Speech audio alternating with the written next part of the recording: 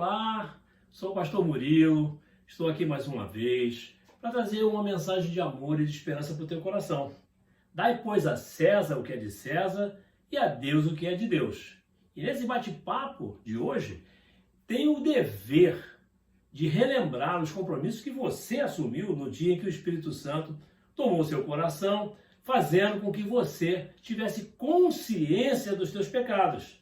Consciência da entrega completa àquele que te amou e que foi capaz de um sacrifício supremo para te resgatar das trevas e te trazer para a luz.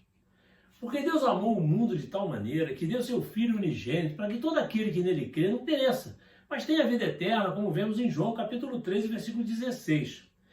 Mas o que você tem feito para levar avante o compromisso de conhecer esse Deus, suas ordenanças, seus estatutos e, é claro, praticá-los? Não se engane, Jesus disse o seguinte: aquele que tem os meus mandamentos e os guarda, esse é o que me ama, como vemos em João capítulo 1 e 21. E disse também: quem não me ama, não guarda as minhas palavras, como está em João capítulo 14, versículo 24. Nossas vivências no mundo, quando estamos fora da palavra de Deus, fazem com que sejamos tragados pelas coisas exteriores, coisas que não agradam a Deus. Coisas realizadas durante nossa existência mundana, anteriores à comunhão para com Deus, chamamos de coisas seculares. E na nossa vida secular, somos exigidos a cumprir todas as ordenanças do homem através das leis que são promulgadas, ou seja, tornadas públicas ou do conhecimento público. E essas leis formam um conjunto, e a esse conjunto denominamos ordenamento jurídico, ou seja, que está em conformidade com os princípios do direito. Portanto, quem o ignora ou cumpre parcialmente é passível de sanção, pena, ou seja, um castigo correspondente à violação de uma lei. Quantos estão sofrendo porque insistem em ignorar as leis que regem o comportamento humano? Note bem que o comportamento humano desdiz de todo o ideário do nosso Mestre Jesus. E não é de agora que a humanidade é subjugada pelos interesses mundanos. O profeta Miqueias foi um dos arautos encarregados de fazer ouvir a palavra de Deus ao seu povo, denunciando toda sorte de ações humanas que levam a humanidade a sofrimentos insuportáveis. Agora mesmo no Brasil, nem todos estão condenados ao confinamento por causa da Covid-19. Os tiranos tupiniquins, que exercem sua autoridade de modo opressor, agora dividem os brasileiros entre essenciais e não essenciais. Revivem uma concepção ariana, onde uma casta de profissionais, os essenciais, podem trabalhar, ter um teto e comer. Aliás, os essenciais podem até receber sem trabalhar. Por sua vez, os não essenciais são proibidos de proverem seu sustento. São presos e agredidos por tentarem sobreviver, como se lhes fosse sugerida desistência da vida, para que sobreviva apenas a casta superior, os essenciais. Eis porque não me canso de alertar você sobre a necessidade de examinarmos as Escrituras Sagradas. São palavras imortais e contemporâneas, absolutamente atuais, apesar de terem sido pronunciadas em tempos idos. Alguém antes de mim disse que, às vezes, é necessário parar e olhar para longe, a fim de podermos enxergar o que está diante de nós. E examinando o livro de Miqueias, somos lembrados que uma nação se torna decadente quando seus líderes civis e religiosos se corrompem e abandonam os princípios absolutos e insubstituíveis que deveriam regê-los. O profeta Miqueias, ao fazer um diagnóstico de Judá, sua nação, descortina a própria decadência da nossa nação e do mundo. E fica evidente que a palavra da verdade perpetuou todos os alertas que os seus atalaias, ao longo da história da humanidade, apregoaram ao povo de Deus. Miqueias foi um deles, mas preciso preveni-lo de que qualquer semelhança com o momento atual é mera coincidência e que cabe a você fazer o seu próprio diagnóstico. Confira na sua Bíblia, em Miqueias, capítulo 2, versículo 1 e 2, que o profeta denuncia o aparelhamento do Estado para saquear o povo.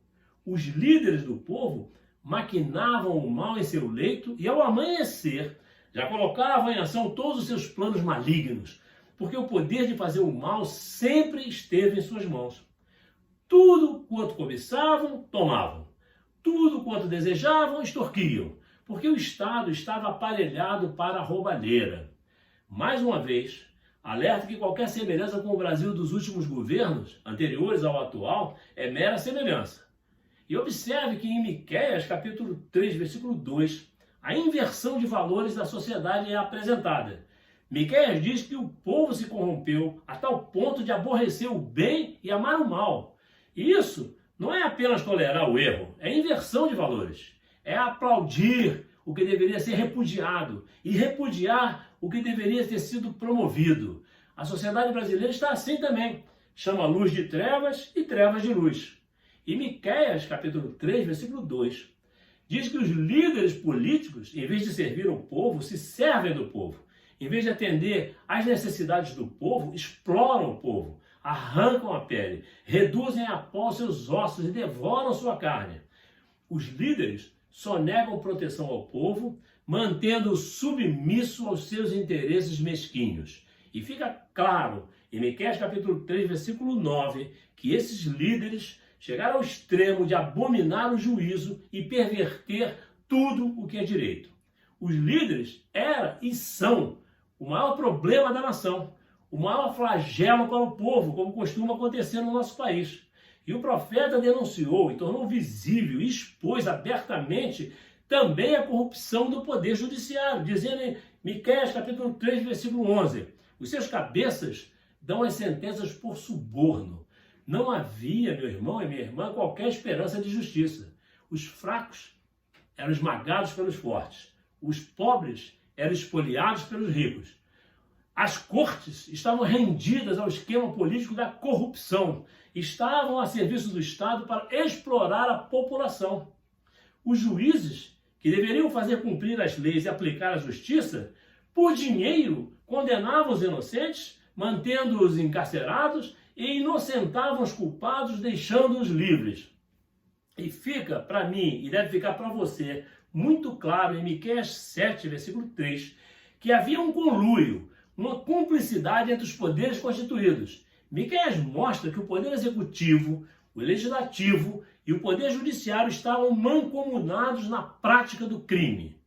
O príncipe exige condenação, o juiz aceita suborno, o grande fala dos maus desejos da sua alma e assim todos eles, juntamente, urdem a trama.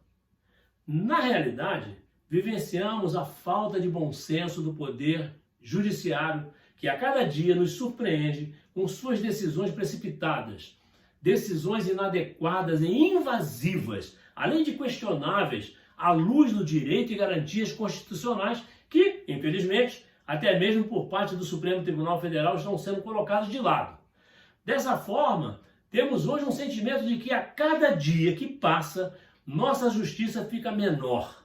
E Rui Barbosa, que foi um polimata, um brasileiro que tinha conhecimento em muitas ciências e se notabilizou, principalmente como jurista, advogado e orador, e disse o seguinte: a pior ditadura é a ditadura do poder judiciário. Contra ela não há a quem recorrer.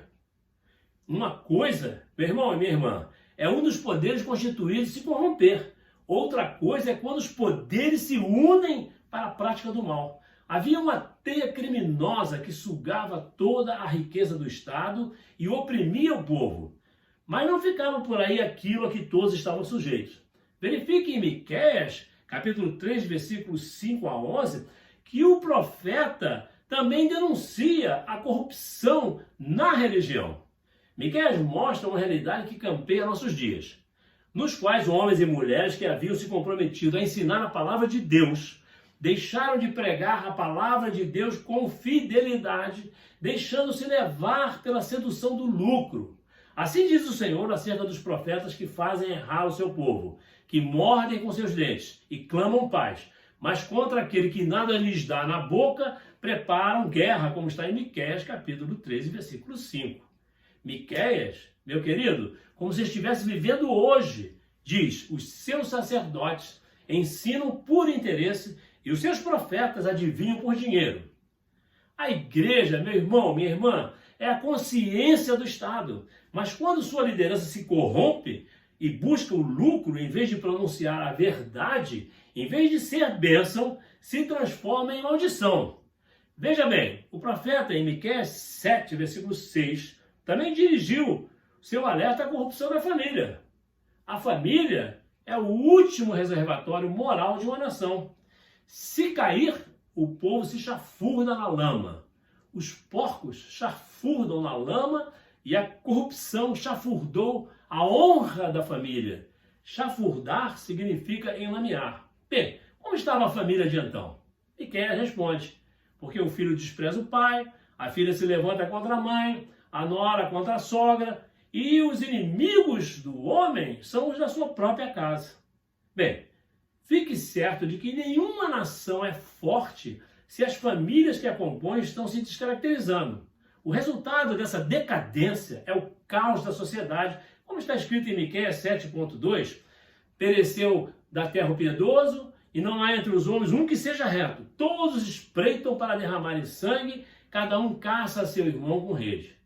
Meu irmão, minha irmã, Miqueias está entre nós. Sua voz ecoa nos palácios e nas ruas. É tempo dos líderes da nossa nação se arrependerem.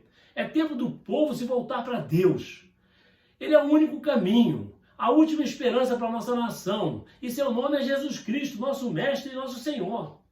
Pronto, está posta a contradição. Está posta a contradição. Para não sermos punidos, devemos fazer todo o esforço para caminhar segundo as regras que as leis do homem nos impõem. Mas em relação aos estatutos de Deus, somos hipócritas. Demonstramos uma coisa quando sentimos, pensamos e fazemos outra, quase sempre por motivos interesseiros e mesquinhos. Pagamos impostos e taxas, mesmo a contragosto, mas não somos fiéis às leis de Deus. Como está escrito em Marcos 12, versículo 14. Certa vez alguns hipócritas, nossos irmãos, perguntaram a Jesus: é lícito dar tributo a César ou não? Daremos ou não daremos? Ouça o que disse Jesus em Lucas capítulo 11, versículo 42. Mas ai de vós, fariseus, que dizimais a hortelã e o arruda e toda a hortaliça e desprezais o juízo e o amor de Deus. Importava fazer essas coisas e não deixar de fazer as outras. Ora, a lei do Senhor, meu irmão, diz em Provérbios capítulo 3, versículo 9 e 10, honra o Senhor com os teus bens e com a primeira parte de todos os teus ganhos, e se encherão os teus celeiros e transbordarão de vinho os teus lagares. E nós arguímos: dizimaremos e ofertaremos ou não? E Jesus responde: dai, pois, a César o que é de César e a Deus o que é de Deus, como está em Marcos capítulo 12, versículo 17. E na parábola dos talentos, em Mateus 25, versículos de 14 a 30, aprendemos que devemos usar o que Deus nos dá para expandir o reino dele, sendo ofertantes e dizimistas. Não ouça, meu irmão e minha irmã, a voz do diabo te estimulando a infidelidade, lembrando que você tem dívidas ou que seu pastor vai ficar rico e vai viver às custas do teu dinheiro. Quando o diabo profere mentira, fala do que lhe é próprio, porque é mentiroso e pai da mentira, como vemos em João capítulo 8 e versículo 44. Portanto, meu irmão, minha irmã, consagre tua oferta e teu dízimo.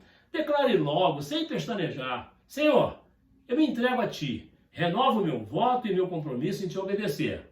Quero permanecer forte em ti, por isso tenho buscado a tua face, na certeza de que conheces as minhas necessidades e prometestes cuidar de mim, como está escrito em Mateus capítulo 6, 25 a 37. Bem, meu irmão, minha irmã, dentro de mais alguns dias, celebraremos o sacrifício e a ressurreição do nosso Mestre Jesus em comunhão com cristãos de todo o mundo. Então, antes que seja tarde, dai, pois, a César o que é de César e a Deus o que é de Deus. Pronto. Nosso bate-papo fica por aqui. E se você ainda não se inscreveu no meu canal no YouTube, não deixe de fazê-lo, porque com o seu apoio você me ajudará a levar a palavra de Deus a lugares e pessoas que jamais conheceremos pessoalmente, mas nosso Mestre Jesus as chama pelo nome. Graça e paz. Fica com Deus. Amém? Não esqueça, esse pastor te ama.